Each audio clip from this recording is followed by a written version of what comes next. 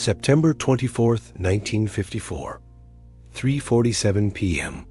Southall, West London. The prototype sits in the depot bay, its aluminum panels still smelling of factory grease. Engine number R2RH1, the first of its kind. Engineers from AEC and Park Royal stand around it in silence, studying what they've built. No fanfare, no ceremony, just a bus that's supposed to solve an impossible problem. London Transport rebuilds its entire fleet every 5 years. Every single bus.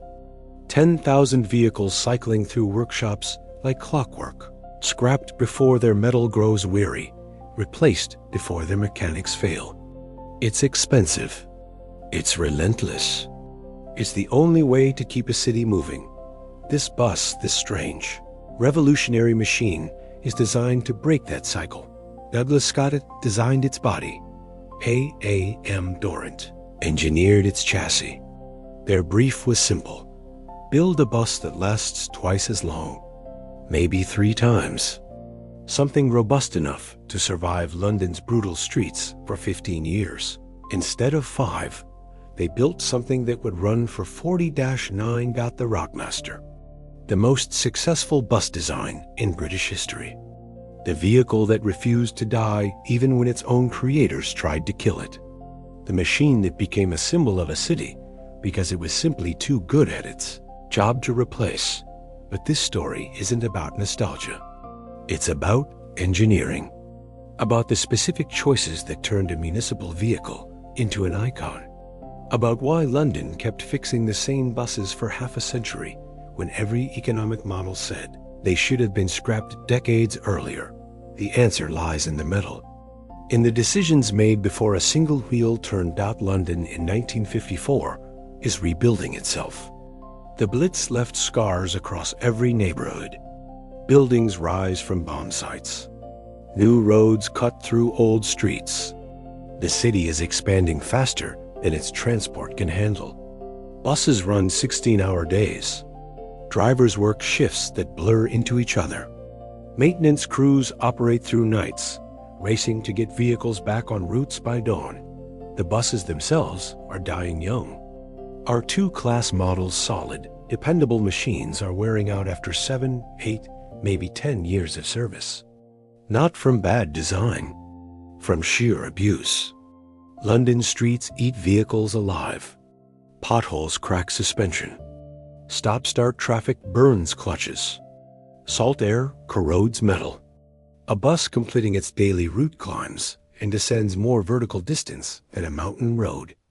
The frame flexes. The rivets loosen. The body fatigues. Traditional construction uses a separate chassis and body. Heavy steel frame carrying a wooden or metal shell, the two bolted together. When the body fails, the chassis might survive. When the chassis cracks, the body becomes scrap. Either way, repair costs spiral. London Transport calculates replacement as cheaper than preservation. AEC's engineers look at this problem differently. They see waste. They see buses junked because one component fails while everything else still functions. They see an industry accepting planned obsolescence as inevitable. Douglas Scott sketches a new approach. Aluminum body panels instead of steel and wood. Lighter by 3 tons. Corrosion resistant, modular. Every panel replaceable without affecting structural integrity. Then Dorrant makes the radical move.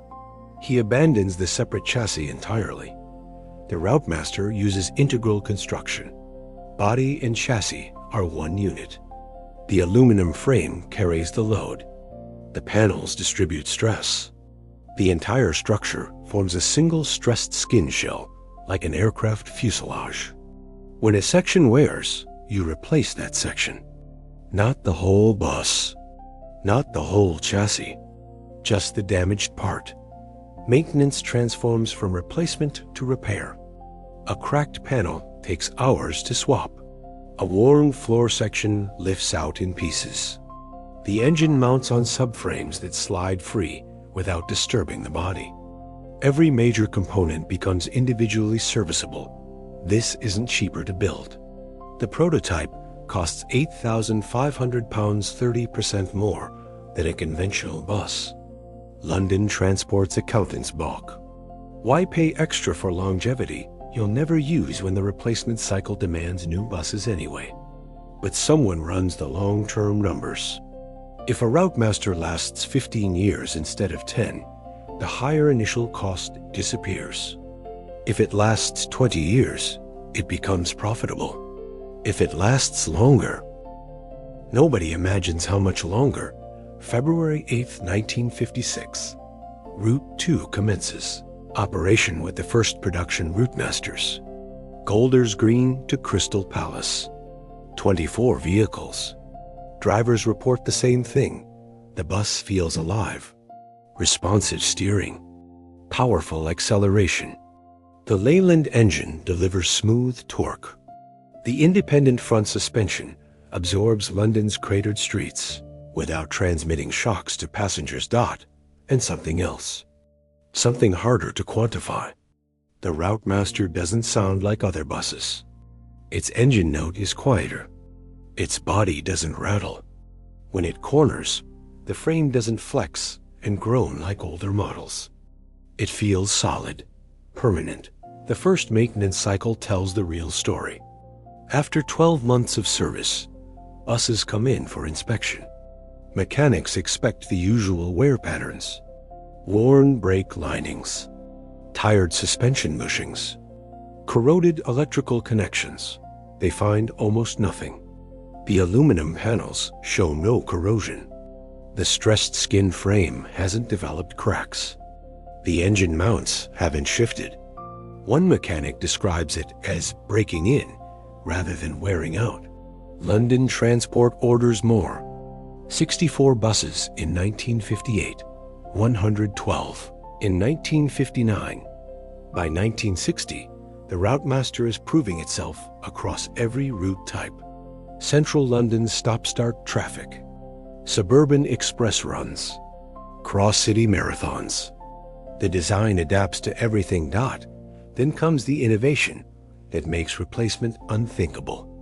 Aldenham Works, London Transport's central overhaul facility, develops a complete rebuilding system specifically for Routemasters. Every 6 years, buses cycle through Aldenham for total strip-down. Body panels off, engine out, electrical system exposed. Every component inspected, measured, tested. Worn parts replaced with new. Panels swapped for fresh aluminum. The engine rebuilds or exchanges for a reconditioned unit. Paint strips and reapplies. Interior refurbishes completely. What emerges is essentially a new bus using the original frame. Cost: £3,200 versus £8,500. For replacement, the economics shift. Each Routemaster can survive multiple rebuilds. 6 years operation, 6 months at Aldenham, 6 more years operation. The cycle extends indefinitely, as long as the stressed skin frame holds integrity. And the frame, built from corrosion-resistant aluminum with stress distributed across the entire structure, shows no signs of fundamental fatigue. Production ends. 2,876 Routemasters have been built. The last one, RML 2760, rolls off the Park Royal production line. By this point, they're already anachronistic. One-person operation buses are replacing the conductor and driver model. Rear engines are standard. Front entrances eliminate the open platform that defined the Routemaster. London Transport knows the design is obsolete. They begin purchasing new buses. DMS class vehicles. Modern, efficient, designed for one person. Operation with automatic doors and wheelchair access. The new buses fail within 5 years. Transmission problems. Electrical failures. Body corrosion. The DMS class becomes a maintenance nightmare. Mechanics spend more time repairing them than keeping them operational. Meanwhile, the Routemasters keep running. 1975, 1980, 1985. Buses that should have been scrapped in 1966 are still carrying passengers in 1986, not from nostalgia, from necessity. The newer buses designed to replace them have all been withdrawn. The Routemasters remain because nothing else works as reliably. Aldenham Works perfects the rebuilding process into an art form. They know every weakness in every component. Upgraded electrical systems replace original wiring. Modern engine variants increase fuel efficiency. Improved braking systems retrofit without changing the basic design. The buses evolve while maintaining their fundamental structure. By 1990, some Routemasters have been completely rebuilt 5 times. Every bolt replaced, every panel renewed, every system upgraded. But the frame, the stressed skin aluminum frame, remains original. 36 years old, still structurally sound, still corrosion-free, still capable of another rebuild cycle. The longevity creates an unexpected problem. Routemasters become iconic. Tourists photograph them. Artists paint them. Londoners defend them. When Transport for London finally attempts withdrawal in the early 2000s, public outcry forces compromises. Heritage routes maintain Routemaster service. Private operators purchase retired buses for tourist services. December 9, 2005, Route 159, the last regular Routemaster service, makes its final journey. Brixton to Marble Arch. The bus is RM1983, built in 1965, 40 years old. Still mechanically sound. Still running its route on time. Withdrawal happens not from mechanical failure, but regulatory compliance. Disability access requirements. Emissions standards. Health and safety rules about open rear platforms. The buses could physically continue operating. The legal framework no longer permits it, but even then, they don't die. Heritage Route 15 maintains Routemaster service through central London. 2 heritage routes run with specially maintained and modified buses. Private owners purchase dozens for preservation, restoration, commercial use. Some export to other countries. Some become mobile cafes, party buses, promotional vehicles, and some keep running regular service. Not in London, but in smaller cities. Tourist routes. Special events. The buses built to last 15 years are approaching 70 years of potential operational life. The engineering explains why.